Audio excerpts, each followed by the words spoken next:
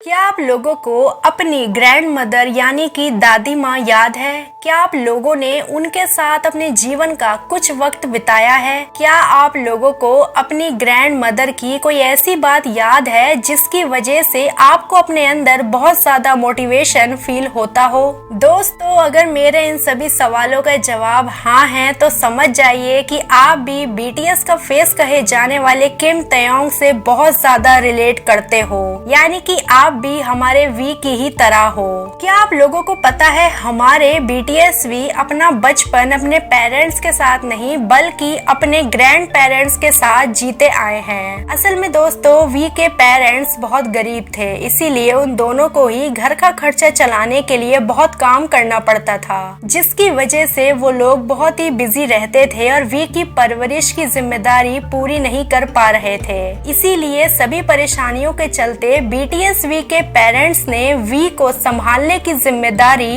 उनके दादा दादी को दे दी थी। बीटीएस वी के ग्रैंड पेरेंट्स फार्मर थे और वी का अपने पास बहुत अच्छे से ध्यान भी रखते थे। बीटीएस वी अपनी लाइफ में अगर किसी इंसान से सबसे ज्यादा अटैच थे तो वो थी उनकी ग्रैंड मदर, और ऐसा इसीलिए क्योंकि उनकी ग्रैंड मदर ने उनका बहुत ध्यान रखा था। जब भी वी को स्कूल या कहीं और जाना होता था तो हमेशा ही उनकी ग्रैंड मदर ही उनके साथ जाया करती थी, यानी कि स्कूल भेजने से लेके उनकी म्यूजिकल जर्नी तक। अगर हमारे वी को किसी ने सच में सबसे ज्यादा सपोर्ट किया था तो वो उनकी ग्रैंड मदर ही थी। क्या आपको पता है वी का प्लान था कि जब वो सक्सेसफुल हो जाएंगे तो अपनी ग्रैंड मदर के लिए एक बहुत बड़ा घर बनवाएंगे, लेकिन उनकी ग्रैंड मदर के गुजरते ही ये सपना अधूरा रह गया। और यही रीजन है कि जब भी वी की फैमिली के पास्ट की बात होती है तो वो हमेशा ही बहुत ज्यादा इमोशनल हो जाते हैं। तुम एक दिन एक बहुत बड़े आदमी बनोगे, ये लाइन हमेशा ही उनकी ग्रैंड मदर तभी बोला करती थी जब वो हमारे वी को स्कूल छोड़ने जाती थी।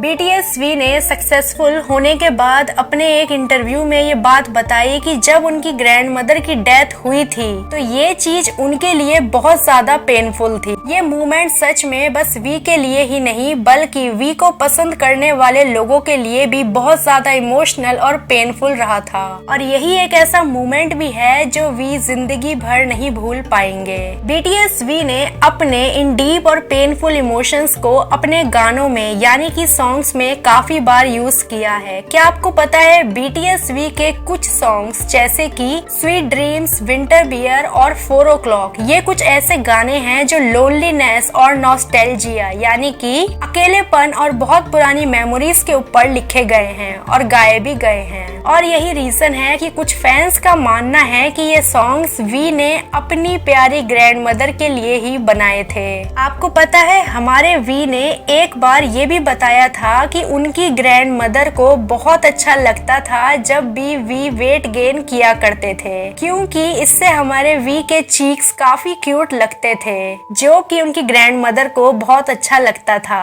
दोस्तों, अगर आपको याद हो तो एक कॉन्सर्ट के टाइम पर भी हमारे वी ने अपने इमोशंस फैन के सामने शो किए थे, और उस टाइम पर वी के साथ साथ हमारे जंगकुक भी काफी ज्यादा इमोशनल हो गए थे, और वो मूवमेंट सभी फैंस के लिए काफी ज्यादा हार्ट ब्रेकिंग था। और फैंस ने ये बात भी रिवील की थी कि वी के साथ साथ उन्हें भी अपने ग्रैंड पेरेंट्स की मेमोरीज याद आने लगी थी। शायद इसीलिए वी कहते हैं कि उनकी ग्रैंड मदर ही उनके मोटिवेशन का सबसे बड़ा रीजन है। भले ही वी की ग्रैंड मदर आज हमारे बीच नहीं है, लेकिन वो जहाँ पर भी होंगी वी को देखकर बहुत खुश हो रही होंगी, क्योंकि आज सच में हमारे वी बहुत बड़े आदमी बन चुके हैं। और ये बात भी हमें पता है कि उनकी ब्लेसिंग्स और विशेस हमेशा वी के साथ हैं, जिसकी वजह से वी और भी ज्यादा सक्सेसफुल और अच्छे इंसान बनते ही रहेंगे।